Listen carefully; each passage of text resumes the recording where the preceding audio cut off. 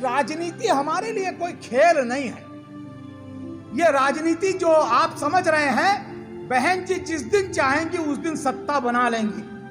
और उन्होंने बड़े संजीदगी से कहा कि नहीं, हमारे लिए ये खेल नहीं है, हमारे लिए राजनीति सामाजिक न्याय देने का साधन है। सपने अगर देखना है तो सोते हुए सपने मत देखो, सपने अगर जागते हुए देखोगे तभी पूरा कर पाओगे। तो इसलिए बहुजन समाज पार्टी में जागते हुए सपने देखने हैं साथियों।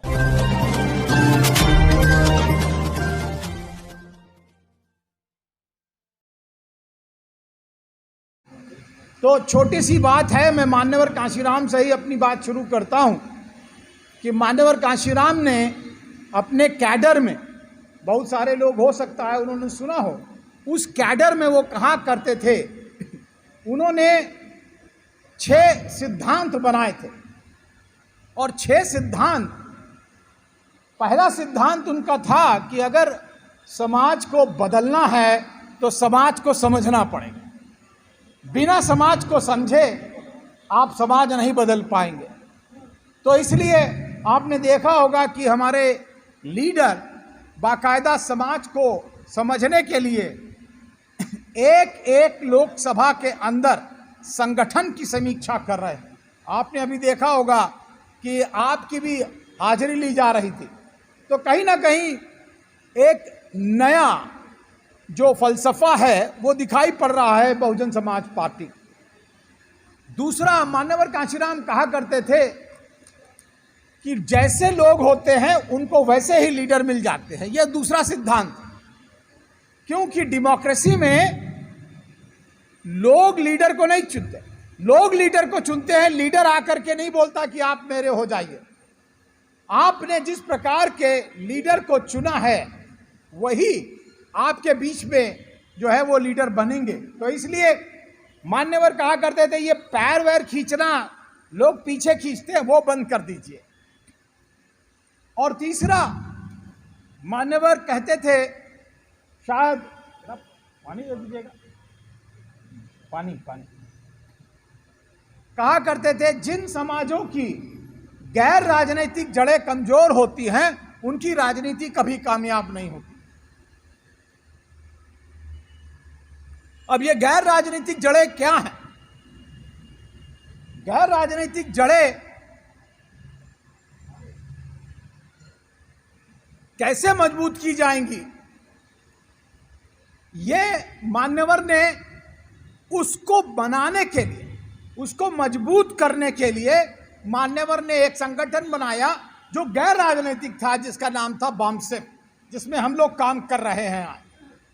तो मान्यवर ने उससे 5 पंच प्यारे बनाए और बाकायदा उनकी फोटो हम लोग अक्सर देखते हैं, चाहे वो ज्योतिबा फूले हों, बाबा साहेब अम्बेडकर हो, नारायणा गुरु हो, वी रामास्वामी नेकर पेरियार हो। ये 5 लोगों के संघर्ष, जिनको कहा जाता है कि उन्होंने 108 साल का संघर्ष पूरा किया। और उस संघर्ष को जब हम याद करते हैं, आपके सामने बार बार जब बोलते हैं, दोहराते हैं, तो आपके मन में ये लगता है कि अगर उन्होंने संघर्ष किया था तो हम क्या कर रहे हैं। साथियों, मैं लंबी चौड़ी बात नहीं करना चाहता हूं, लेकिन आपको केवल इतना बताना चाहता हूं कि अगर भाई आनंद जी और आकाश आनंद जी आ गए हैं तो समझे बहन जी यहां पर आ गई हैं। अब आपको ये शिकायत नहीं होनी चाहिए कि बहन जी नहीं आ रही हैं, उन्होंने अपने रिप्रेजेंटेटिव भेज दिए हैं। साथ ही साथ दिल्ली, ये कहा जाता था कि दिल्ली बहुत पढ़े लिखे लोगों की जमात यहाँ रहती है, और पढ़े लिखे लोग में एक हमारे आकाश आनंद जी लंदन से पढ़ करके आए हैं, और दूसरे हमारे कोऑर्डिनेटर इंजीनियर साहब राज्यसभा और बाकायदा MBA भी साथ में किया है, वो भी आपके बीच में पढ़ करके आए हैं साथियों। तो अब आप कोई बहाना नहीं बना सकते हैं कि किस प्रकार दिल्ली को तैयार किया जाएगा। विशेषकर ये जो अभी हमारा लक्ष्य है, जिसके लिए संगठन बनाने की बात चल रही है, उसमें आपको पता होगा कि ये जो 272 सीटें पार्षद इलेक्शन होने जा रहा है, उसके लिए ज़्यादा मेहनत और मशक्क़त की जा रही है।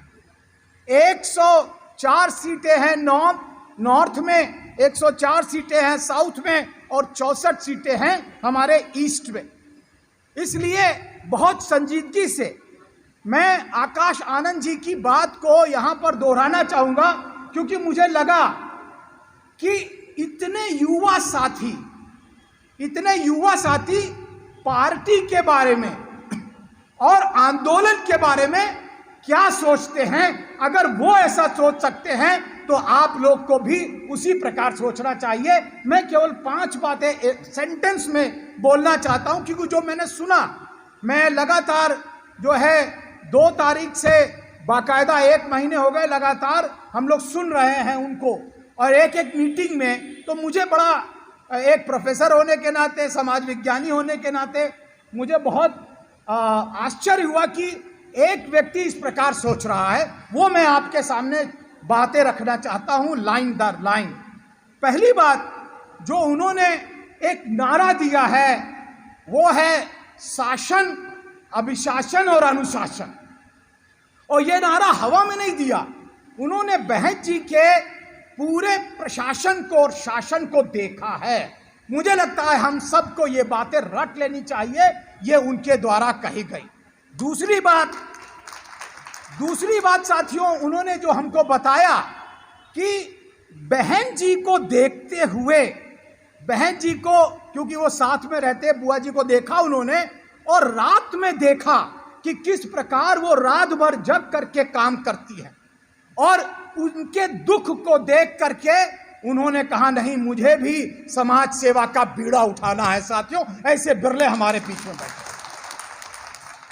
तो साथियों, हमें यहां पर बहन जी का भी साधुवाद करना चाहिए कि बहन जी ने समझा कि नहीं, हमें एक युवा साथी को हमारे बीच में भेजना चाहिए, इसलिए हमें बहन जी का भी साधुवाद करना चाहिए। साथियों, तीसरी बात जो उन्होंने बताई थी, अभी ये 2 तारीख को मीटिंग थी, उसमें उन्होंने बताया कि राजनीति हमारे लिए कोई खेल नहीं है।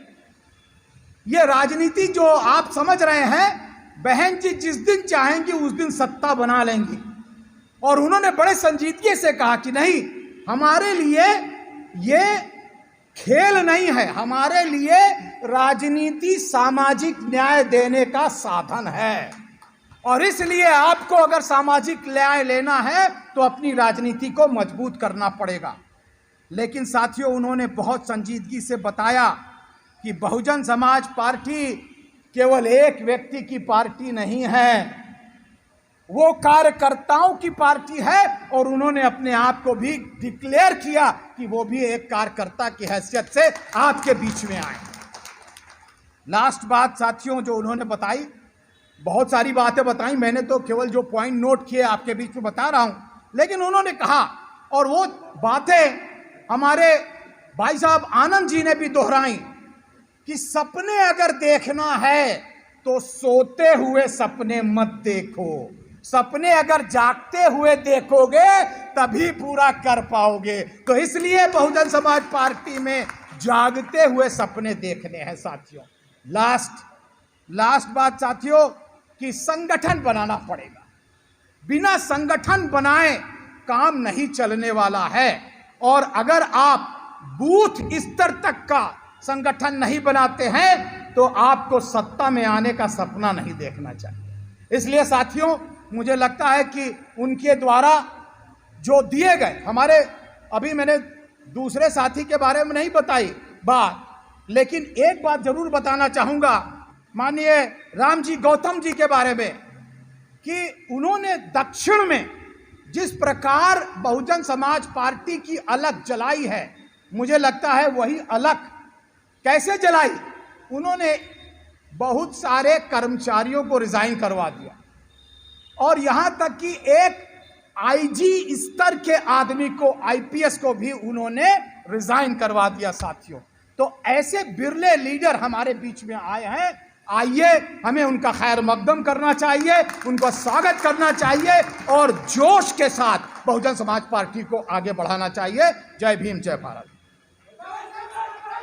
अपना चैनल, आपका चैनल, समाज का चैनल, देश का चैनल NB News 24/7 को आप लाइक करें, सब्सक्राइब करें और ज्यादा से ज्यादा इसकी वीडियो को शेयर करें ताकि हर खबर को मैं आप तक आसानी से